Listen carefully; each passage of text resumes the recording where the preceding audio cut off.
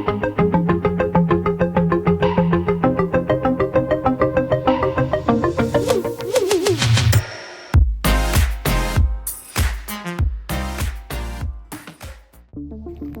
India के एक और dark location desert national park में एस्ट्रो फोटोग्राफी के कुछ ऐसे शॉट्स हमने लिए हैं। लेकिन उससे पहले कि मैं आपको मिल्की वे के शॉट्स दिखाऊं, let's go to the beginning of the day. नमस्ते जी, welcome to my astro photography series chapter 2, desert national park की खूबसूरती की दूसरी शाम। आज हम रात के लिए लोकेशन देखने जा रहे हैं और अपने गाइड को बता रहे हैं कि पिछली रात को हमने क्या क्या कमाल के शॉट्स कैप्चर किए थे। So if you haven't seen the first part, do make sure to watch it. ये सफर अभी शुरू हुआ है तो आप बने रहिए।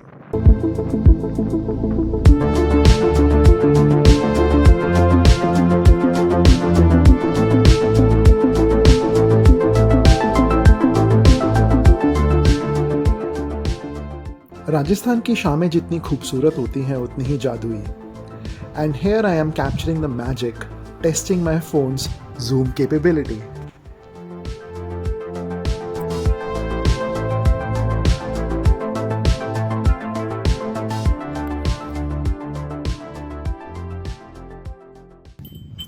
थोड़ी सी ड्राइव के बाद हम एक दूर दराज के घर पे पहुंचे और वहां मेरी मुलाकात हुई इस नन्हे से मेहमान से।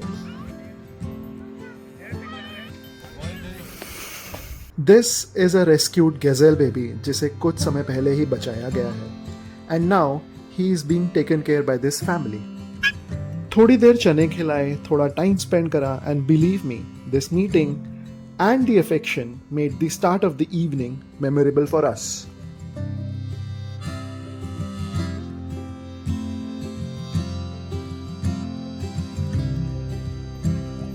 इसके हरे करे ऐसे ही हरे करे हम क्यों कोई मार नहीं सके इनको।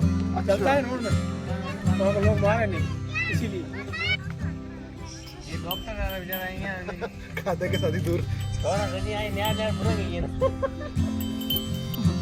इनका घर सिर्फ 2 छोटे कमरे और जहां तक नजर जाती है वहां तक रेगिस्तान और सन्नाटा। आसपास कोई गांव नहीं, पड़ोसी नहीं, सिर्फ ये फैमिली और इनके कुछ जानवर और प्रकृति। शहर की भागदौड़ से बिल्कुल अलग जिंदगी यहाँ अपनी ही रफ्तार से चलती है। So this is another location we have identified for today, which is day 2. नीचे से स्ट्रक्चर खाली है तो हम फोन के थ्रू इसको लाइट अप कर सकते हैं। And here I am. Sunset हो चुका है और कपल ऑफ लोकेशंस हम कल ही फाइनल कर चुके थे। हम एक एडिशनल लोकेशन देखने आए हैं। तो ये है आपका मुड एंड ये है हमारी jeep. This is Mandeep. Composition plan करने के लिए आई यूज टेलेरियम ऐप। बस लाइव व्यू ऑन कीजिए, कैमरा आसमान की तरफ कीजिए और ये ऐप आपको पहले से ही दिखा देगी कि मिल्की वे कब कहाँ किस डायरेक्शन में आपके फोरग्राउंड के साथ परफेक्टली अलाइन होगी। And this is how we preplan all our shots.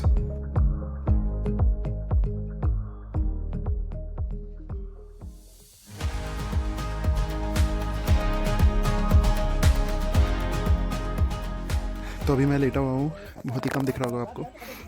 लेटा हुआ हूँ एक छोटे से गांव भी नहीं बोल सकते हैं, सिर्फ एक घर है डेजर्ट नेशनल पार्क के अंदर और घाट पे ओपन स्काई के अंडर लेटे हुए हैं और खाना भी हम अभी ऐसे ही खाएंगे। अब करना, इसको ऑफ करना और वो वाली से कलर चेंज हो जाएगा। रात गिराते गिराते हमें एक ऐसा मेहमान मिला जिसकी उम्मीद तो थी पर इच्छा नहीं, एक Scorpio. In the summer season they usually come out of the sand during the night. लेकिन सबसे हैरान करने वाली बात अभी बाकी थी। जैसे ही हमने इसके ऊपर अल्ट्रावायलेट लाइट डाली, ये अचानक चमकने लगा। नॉर्मल रोशनी में ये बिल्कुल ऐसा नहीं दिखता है। ये मेरी जिंदगी का पहला मौका था कि मैंने कभी किसी बिच्छू को यूवी लाइट में ग्लो करते देखा और यकीन मानिए ये एक्सपीरियंस मेरे लिए काफ़ी दिलचस्प था। अभी कोई भी चीज़ थोड़ी देर बाद हमारा खाना गेस्ट हाउस से आ गया। कोई डाइनिंग टेबल नहीं, कोई रेस्टोरेंट नहीं, बस खुले आसमान के नीचे ज़मीन पर बैठ के देसी अंदाज में खाना। शहर की भागदौड़ से दूर सादगी में सुकून है और उसका कोई मुकाबला नहीं।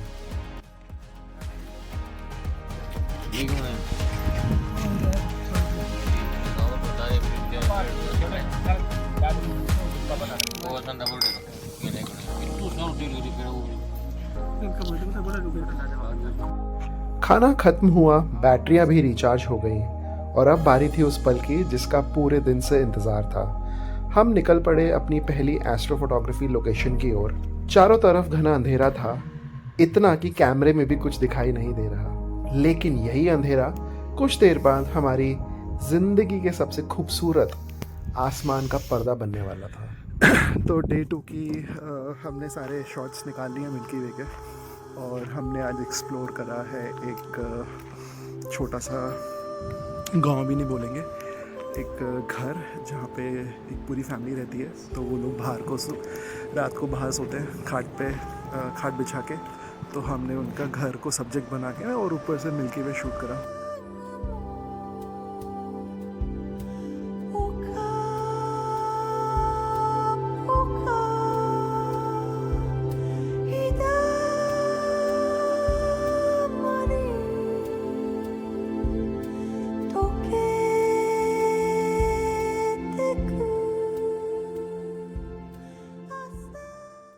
दूसरा लोकेशन था एक ट्री जो कि हम लोगों ने कल ही उसको खड़ा करा था।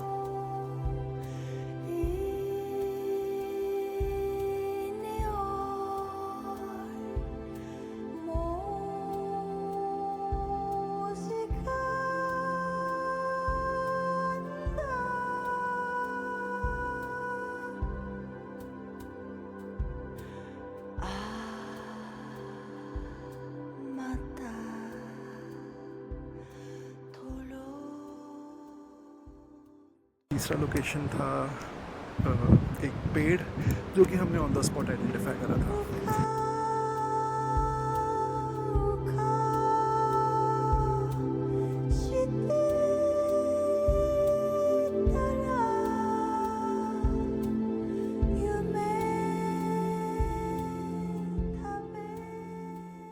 और ये सब शूट करने के बाद अभी मॉर्निंग का बज रहा है 4:30 पौने 5 और धीरे धीरे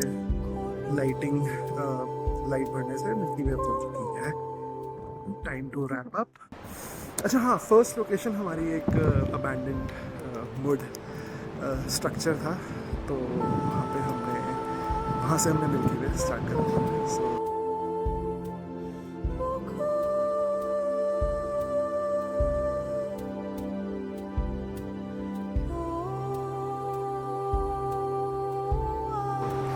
This is it, second day of astrophotography in Desert National Park. रात हमारी काफ़ी अच्छी रही है, आसमान एकदम क्लियर था। तो लेट मी शो यू, ये है हमारी जीप। थकान तो थी लेकिन उससे कहीं ज़्यादा एक सुकून था। पूरी रात की मेहनत, एडवेंचर और हर वो छोटा बड़ा पल अब यादों का हिस्सा बन चुके थे। शायद इसी एहसास के लिए हम बार बार सफ़र पर निकल पड़ते हैं। अगली रात, अगला आसमान और एक नई कहानी हमारा इंतज़ार कर रही होगी। I knew we were on borrowed time, just a passing streak, nothing you would keep. I fell in too deep.